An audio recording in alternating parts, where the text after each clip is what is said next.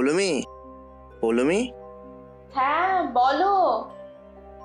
বলছি আমাকে বেরোতে হবে। বেরোতে হবে মানে? তোমার আজ সারা রাতটা আমাকে দেওয়ার কথা না?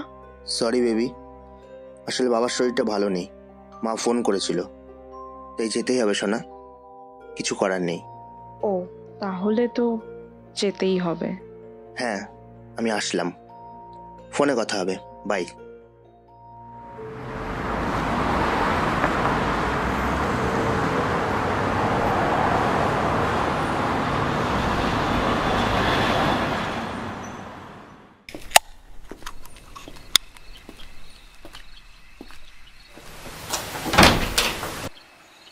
আরে আরে আসুন মিস্টার শঙ্খনীল দেব, আসুন।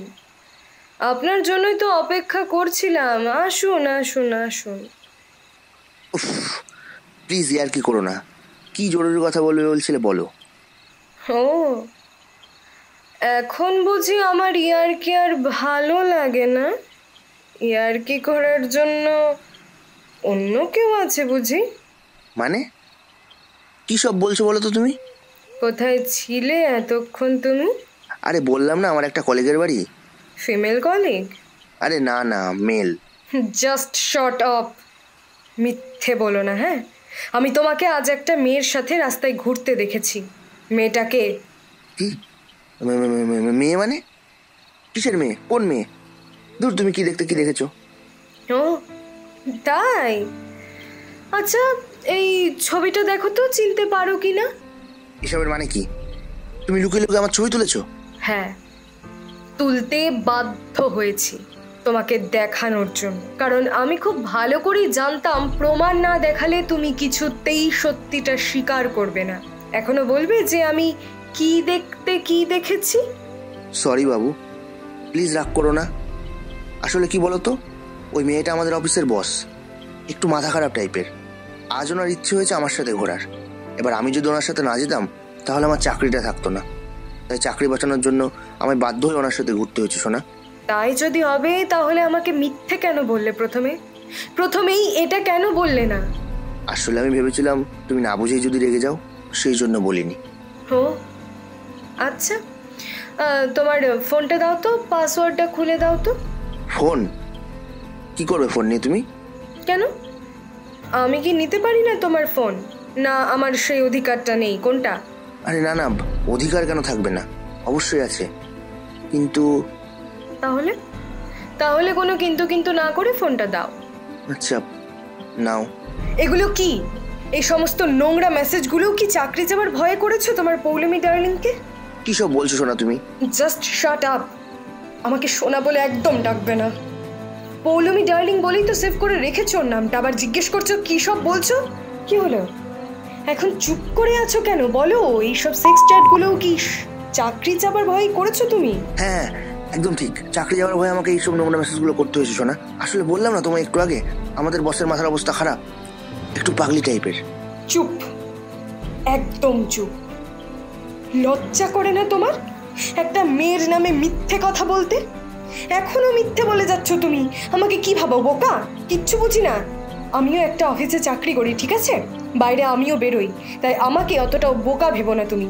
তোমাদের চ্যাট দেখে পরিষ্কার বোঝা যাচ্ছে তুমি তোমার অফিসের বসকে তোমার মিথ্যে ভালোবাসার জালে ফাঁসিয়েছো। ও তোমাকে আমার মতোই ভালোবেসেছিল, বিশ্বাস করেছিল। আর তুমি তুমি কি করলে? একসাথে দুটো মেয়েকে এইভাবে ঠকালে। ছি ছি নীল, ছি, ঘেন্না হচ্ছে আমার তোমার উপর।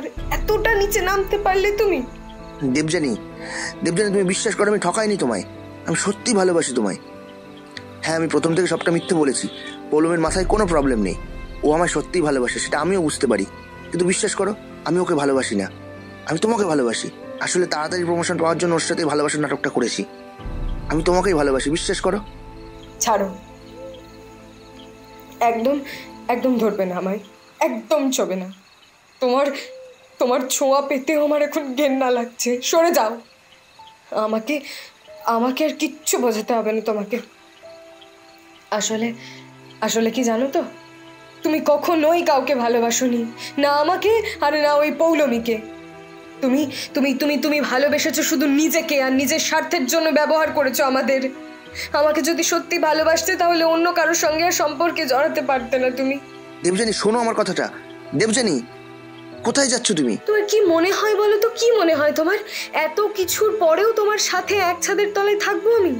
এখন বুঝতে পারছি কেন তুমি আমাকে তোমার বাবা মায়ের সাথে দেখা করাতে চাইতে না। বিয়ের কথা বললেই তুমি কেন এড়িয়ে যেতে, সবটা পরিষ্কার এখন আমার কাছে। আমি এখনই পৌলমীকে গিয়ে সবটা বলবো, তোমার মুখোশটা টেনে খুলে দেব সবার সামনে, যাতে ভবিষ্যতে আর কোনো মেয়ের জীবন নিয়ে তুমি এইভাবে নষ্ট না করতে পারো। এই দেবযানী, না এটা করো না প্লিজ, বলছি তো আমার ভুল হয়ে গেছে, আর হবে না এরকম, একটু বিশ্বাস করো আমায়। বিশ্বাস? বিশ্বাস বিশ্বাস জিনিসটা অনেক দামি নীল বাবু। একবার ভেঙে গেলে সহজে আর জোড়া লাগানো যায় না, জানো তো। তুমি তুমি একটা প্রতারক। তুমি আমাকে আর পৌলমীকে দুজনকেই ঠকিয়েছ।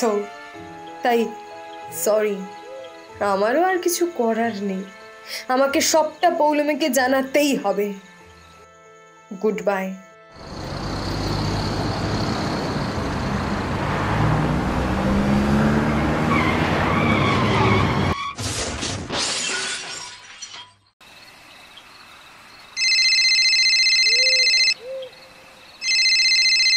হ্যালো। হ্যালো শঙ্খনীল, আমি দেবযানীর মাসি বলছি। ও হ্যাঁ মাসি, বলুন। দেবযানী আর নেই, ওর অ্যাক্সিডেন্ট হয়েছে। কি?